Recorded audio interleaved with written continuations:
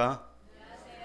네, 오늘 너무나 아름다운 우리 UF 대학로 오케스트라의 연주를 듣게 하신 우리 주님께 감사와 영광을 돌려드립니다.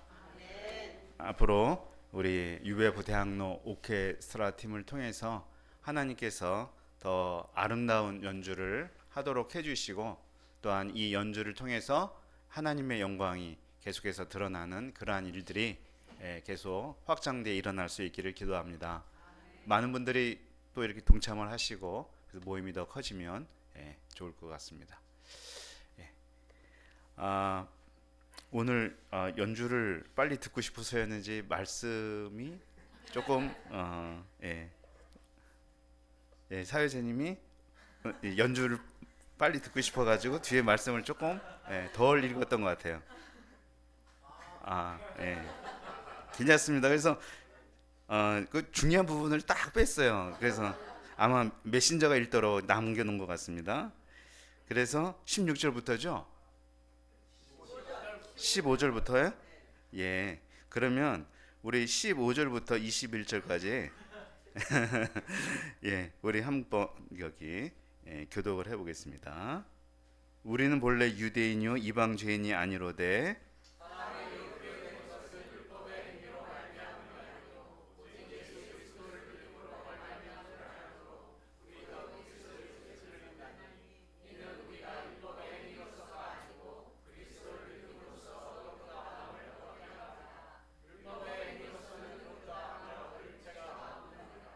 만일 우리가 그리스도 안에서 의롭게 되려 하다가 죄인으로 드러나면 그리스도께서 죄를 짓게 하는 자냐? 결코 그럴 수 없느니라.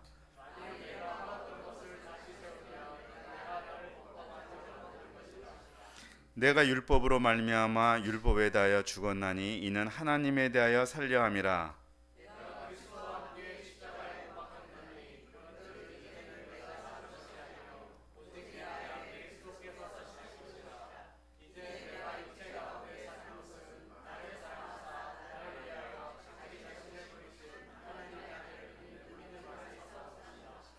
내가 하나님의 은혜를 패하지 아니하노니 만일 의롭게 되는 것이 율법으로 말미암으면 그리스도께서 헛되이 죽으셨느니라. 아멘. 네. 오늘 갈라디아서 두 번째 시간 말씀 제목 복음 진리를 따라 바르게 행하라입니다. 6절 14절 말씀 다 함께 한 목소리로 읽어보겠습니다. 시작. 그러므로 나는 그들이 복음의 진리를 따라 바르게 행하지 아니함을 보고 모든 자 앞에서 게바에게 이르되 내가 유대인으로서 이방인을 따르고 유대인답게 살지 아니하면서 어찌하여 억지로 이방인을 유대인답게 살게 하려느냐 하였노라. 아멘. 기도하겠습니다. 하나님 아버지, 이 시간 우리에게 생명의 복음을 들려 주시옵소서. 우리가 이 생명의 복음을 심령에 담고 우리의 생명이 살아나게 도와주시옵소서. 복음 진리가 훼손된 이 시대에 복음 진리의 기치를 다시 높이 세우는 우리 공동체에게 복 주시옵소서. 감사하며 예수님의 이름으로 기도합니다. 아멘. 자, 오늘 말씀 제목이 복음 진리를 따라 바르게 행하라 입니다. 복음 진리를 따라, 영어로 보면 act in the line with the truth of the gospel 이렇게 돼 있어. act in line.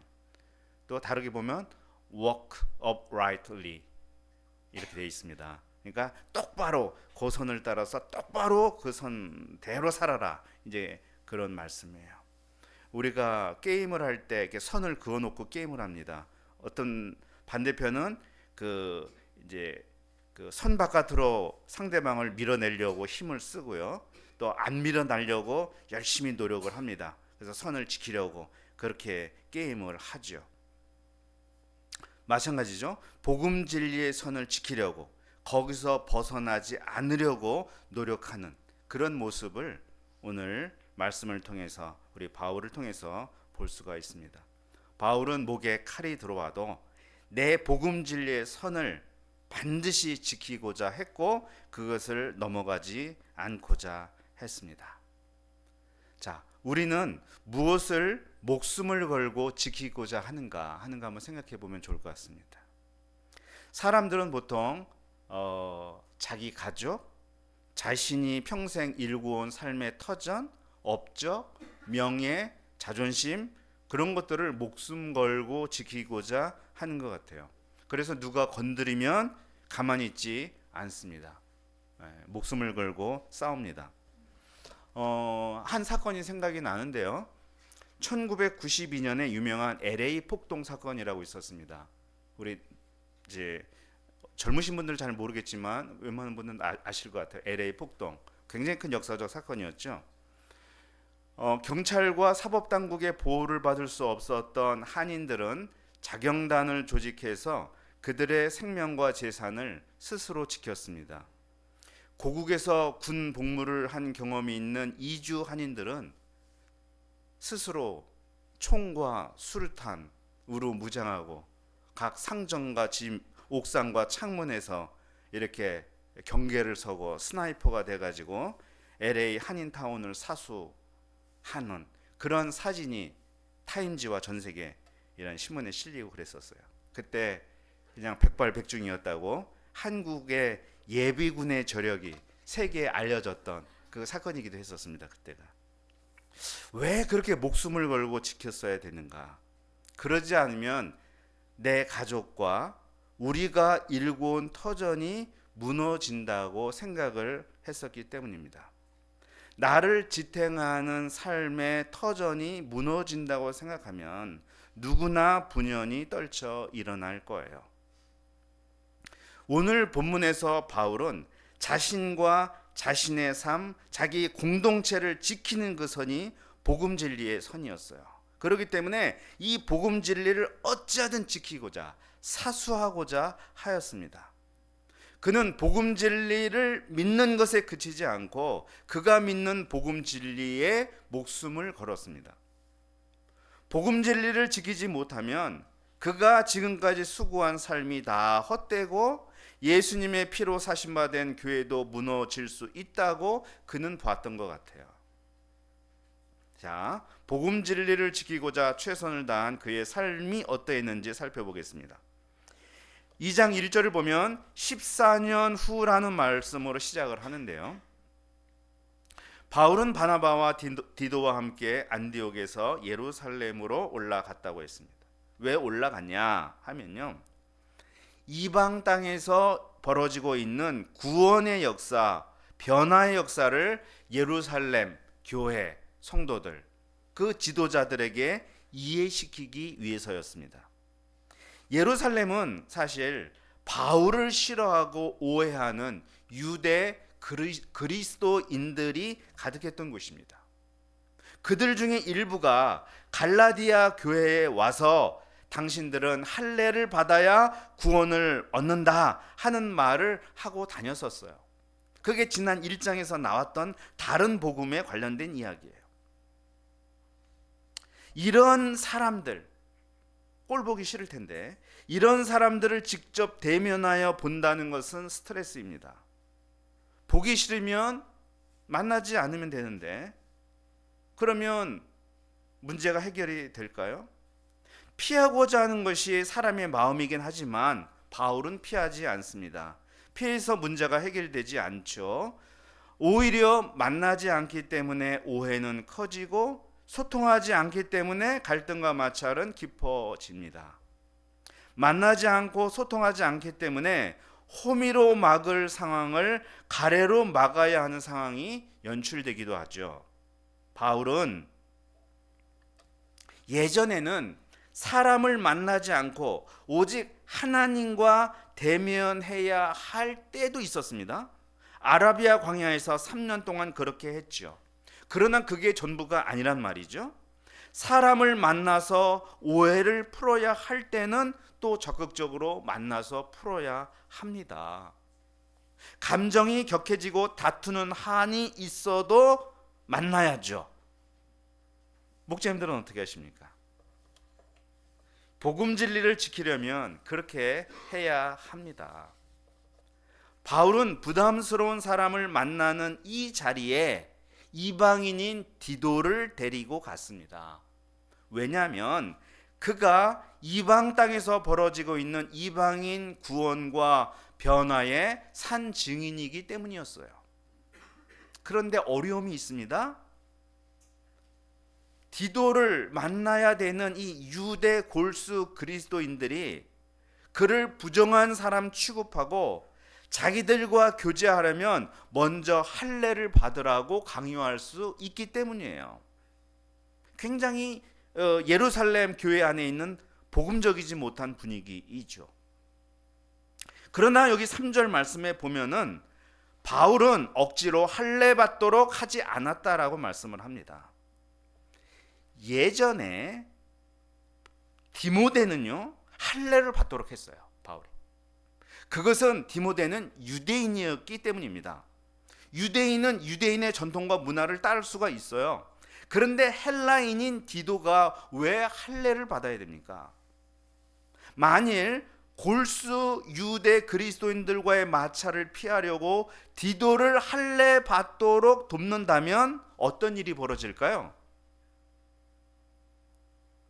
바울이 1장에서 저주를 받을지어다 하면서 그렇게 말했던 다른 복음에 할례를 플러스했던 그 다른 복음에 자기가 복종한 꼴이 되고 말아요.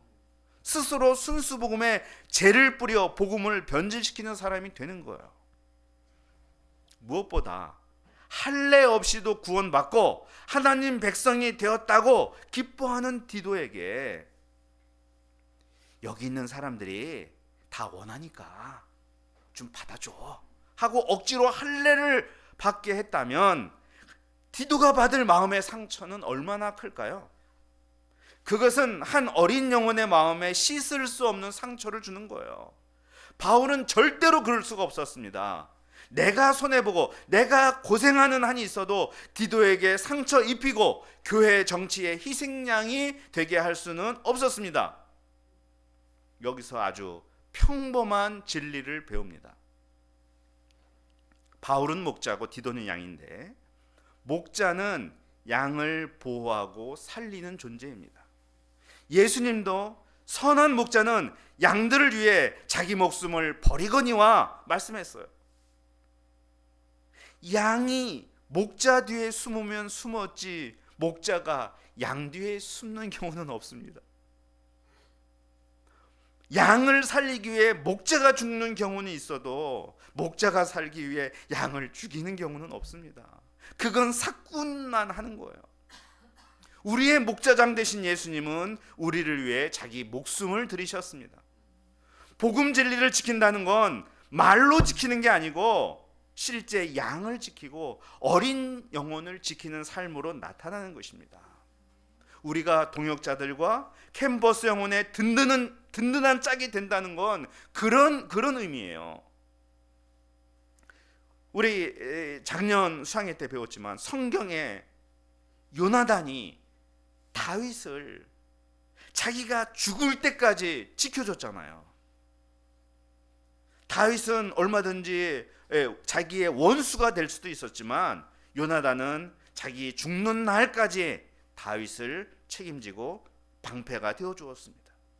우리가 복음 진리를 지킨다는 건 지극히 작은 소자 하나를 지켜야 한다는 것, 그것을 영접을 하고 부족하더라도 그런 방향으로 영적 투쟁을 해 나가는 것이 복음 진리를 지키는 것입니다. 복음의 원수들은 조금의 틈만 보이면 공격하고 넘어뜨리려고 길을 씁니다. 5절을 보면요, 그렇게 말씀이 되어 있죠. 바울은 우리가 한시라도 그들의 꿰매 넘어가 복종하는 일을 하지 아니하였으니 이는 복음의 진리가 항상 너희 가운데 있게 하려 함이다, 이렇게 말씀했어요. 만일 골수 유대인들의 권유에 못 이겨 디도에게 할례를 행했다면 그들 꿰매 넘어가는 것이고, 그럼 공격의 빌미를 제공하게 되는 것입니다. 그러면 복음 진리의 깃발을 힘차게 내세울 수가 없어요. 바울은 그렇게 안 되게 하려고 항상 노력했다는 말입니다. 6절을 보면 유력하다는 이들 중에 본래 어떤 이들인지 내게 상관이 없고 뭐 이런 말씀하죠. 유력한 자들 이야기를 하는데요, 베드로, 야고보, 요한같이 예루살렘 교회 최고 지도자들을 의미합니다. 그들과 외모로 비교한다면, 외적으로 비교한다면 바울은 아주 새까만 후배예요. 그런데 그게 중요하지 않습니다.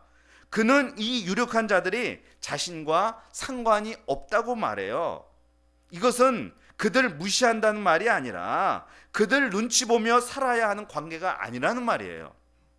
심지어 하나님은 사람을 외모로 취하는 분이 아니라는 말을 합니다. 이는 사람이 외적으로 가지고 있는 신분, 타이틀, 포지션 등이 중요한 게 아니라는 말이에요.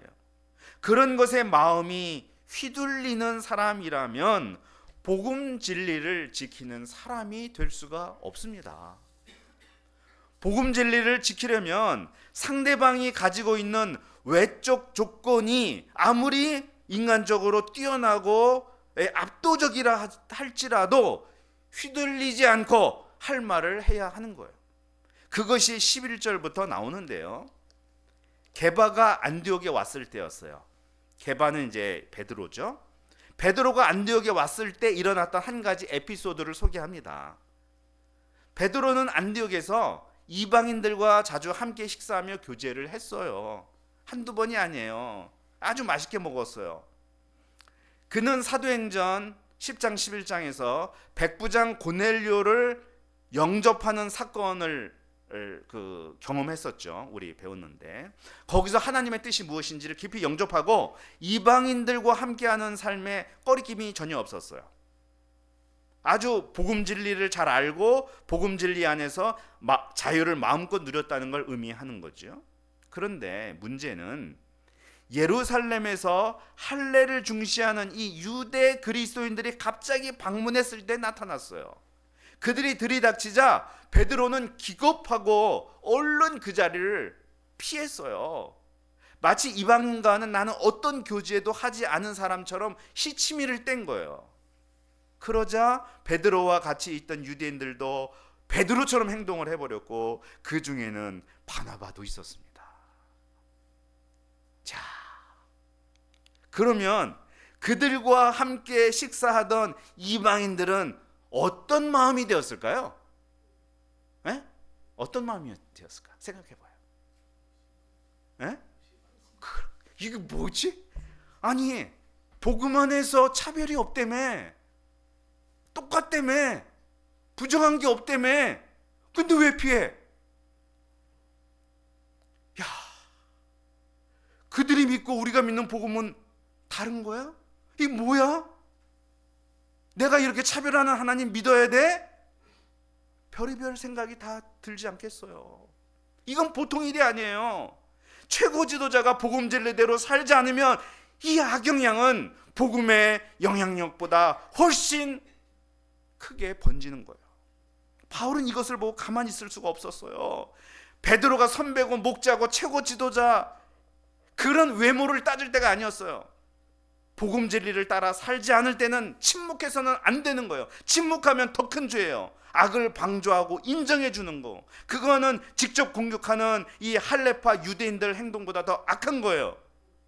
바울은 모든 사람 앞에서 베드로를 책망했습니다. 네가 유대인으로서 이방인을 따르고 유대인답게 살지 않으면서 어찌하여 억지로 이방인을 유대인답게 살게 하려 하느냐?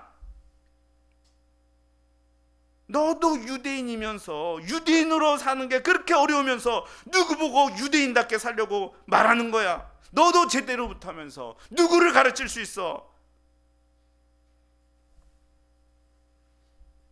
자, 14절 전반절을 다시 보면요, 그들이 복음의 진리를 따라 바르게 행하지 아니함을 보고 이렇게 말했다고 그랬어요. 오늘 제목이에요.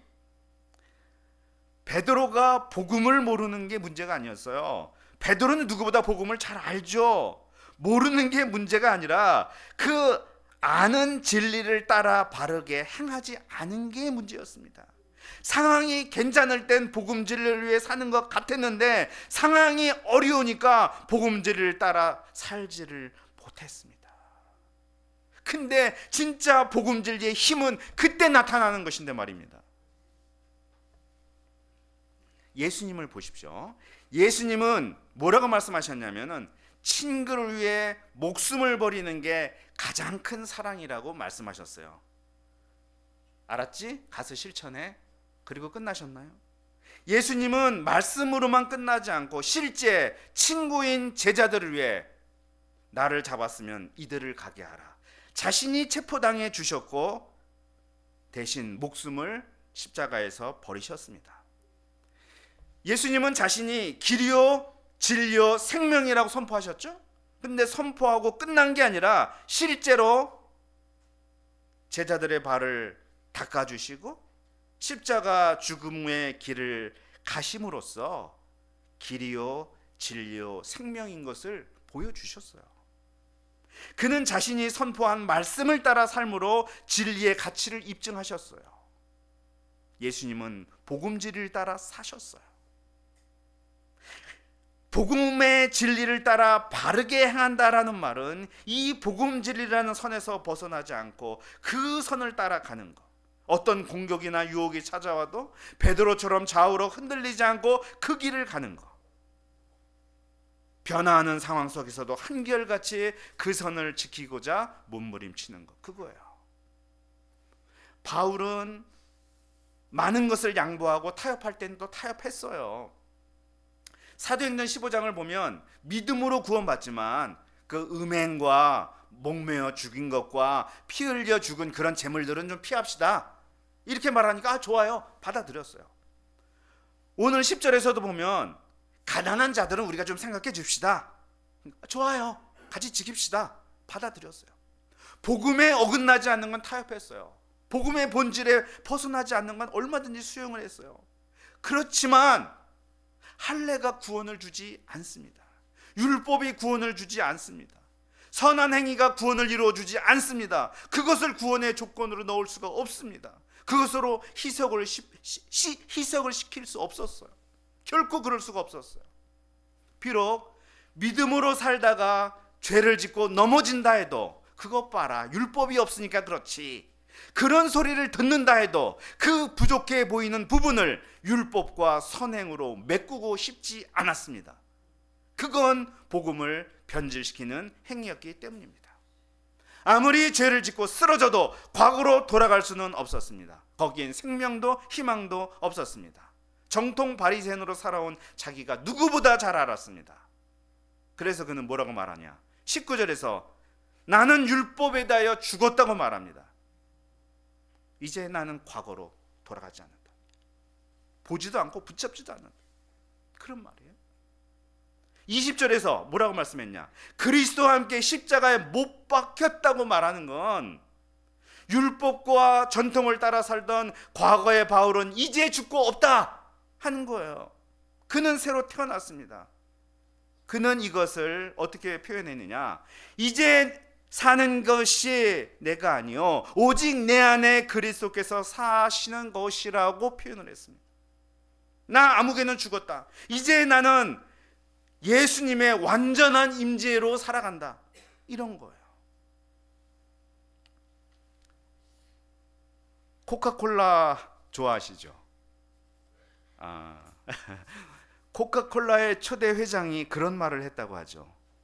나의 혈관에는 붉은 피가 아니라 검은 콜라가 흐른다. 몸을 찌르면 내 몸에선 피 대신 콜라가 나온다. 이게 무슨 말이에요? 콜라로 살고 콜라로 죽고 오직 콜라만을 위해 콜라의 정신으로 살아간다. 그 의미잖아요. 저는 바울의 고백이 그런 코카콜라 회장의 고백과 비슷하다고 생각합니다. 내 몸에선 그리스도의 피가 흐른다. 복음 진리가 흐른다. 내 과거의 율법과 전통의 피는 전부 예수 그리스도의 피로 교환 수혈되었다 외치는 것입니다. 그러면 이 피가 영원히 뜨겁고 활기차게 흐르게 할 수 있는 비결이 무엇일까요? 교환 수혈되었으니 이제 이 피가 뜨겁게 흘러야 될 거 아니에요.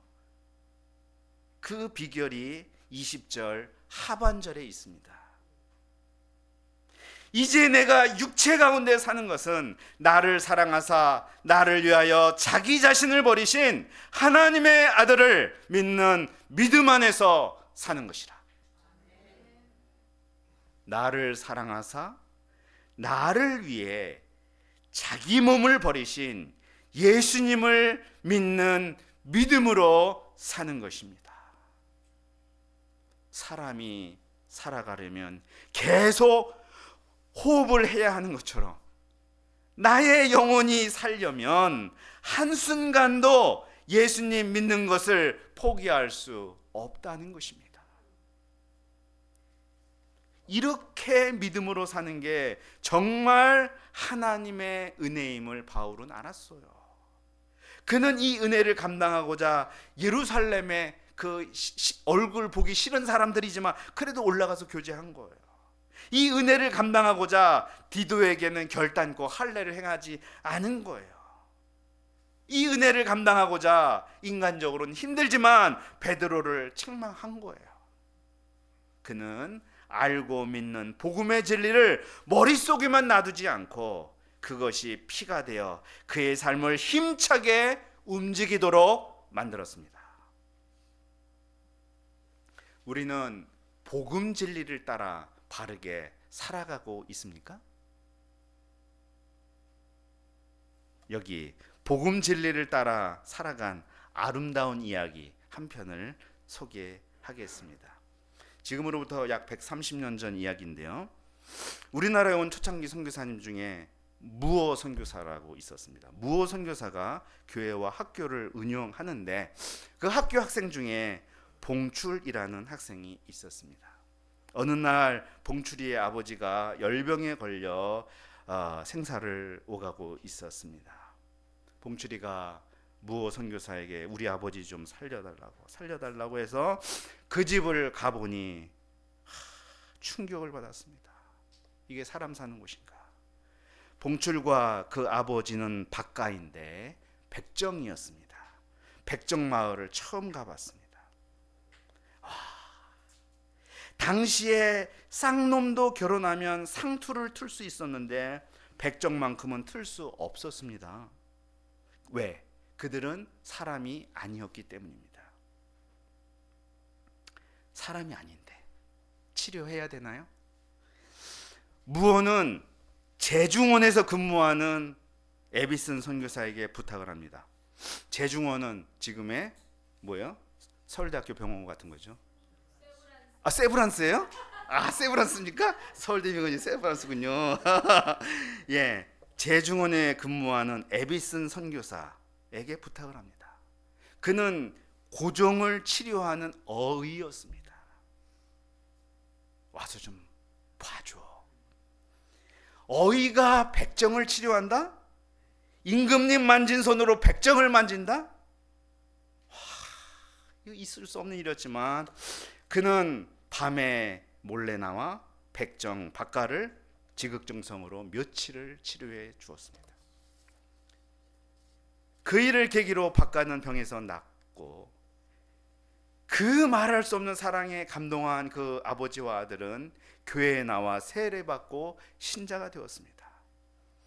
봉출 아버지 박가 그분은 이름이 없었는데 내가 봄철에 사람이 되었다. 예수 믿고 사람이 되었다. 그래서 이룰성 봄춘, 성춘으로 이름 지었다고 합니다. 박성춘. 그는 나중에 유명한 한국 교회사의 인물이 됩니다. 3개월 후에 교회가 난리가 났습니다. 백정과는 예배를 볼 수 없다고 양반 그리스도인들이 예배를 보이콧했습니다. 교회의 재정과 사역에 막대한 영향을 끼치는 그 주장을 무시할 수가 없었겠죠. 그런데 무어 선교사는 받아들이지 않았습니다. 선교사가 안 받아들이네. 그래서 이 양반 신자들이 타협안을 제시했습니다.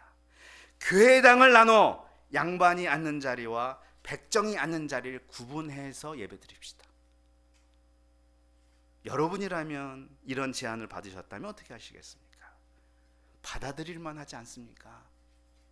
네, 저래도 그랬을 것 같아요. 그런데 무호 선교사는 그것도 이런 자에 거절했습니다. 복음 진리대로 행하는 게 아니기 때문이었습니다. 이 일로 어떻게 됐을까요? 양반들이 감동을 받았을까요? 대부분 교회를 떠났습니다. 반 이상이 떠나버렸습니다. 복음 진리를 지키다 망하게 되었습니다. 그런데 그 박성춘 성도가 가만히 있겠습니까? 자기 때문에 그렇게 되는데 서울과 경기도를 다니면서 모든 백정들을 전도해서 교회로 인도하기 시작했습니다.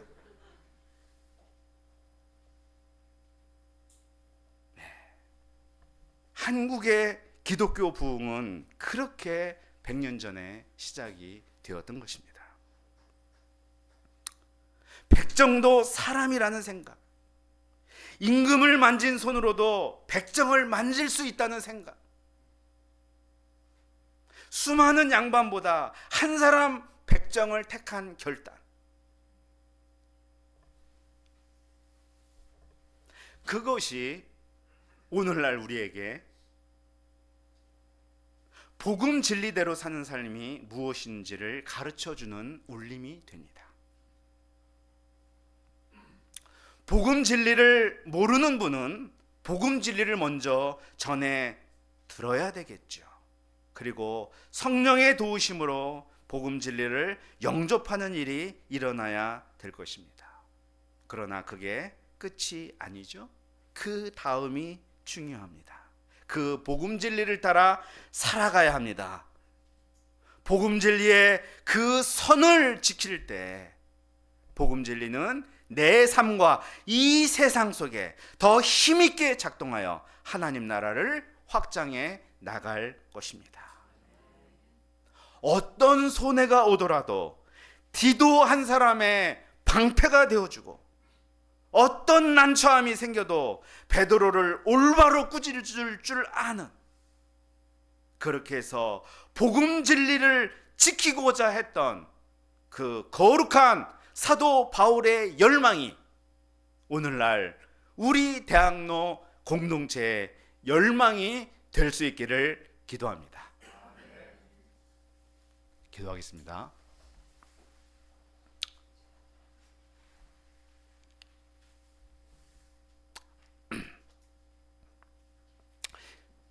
예수님이 복음 진리를 가르쳐 주시고 또 복음 진리대로 살아서 생명의 열매를 맺으신 것을 감사합니다. 100여 년 전 우리나라에 왔던 선교사들이 복음 진리를 가르칠 뿐만 아니라 복음 진리대로 살고자 희생함으로써 이 땅에 놀라운 이 복음화가 이루어진 것을 감사합니다. 오늘날 참 어렵고 복음 진리를 대적하는 많은 세력들이 있지만 우리는 복음 진리를 알고 믿사오니 우리가 이 복음 진리대로 살아갈 수 있는 그런 사도 바울의 열망이 우리 심령을 항상 채우도록 도와주시기를 간절히 기도합니다. 감사하며 예수님의 이름으로 기도합니다. 아멘.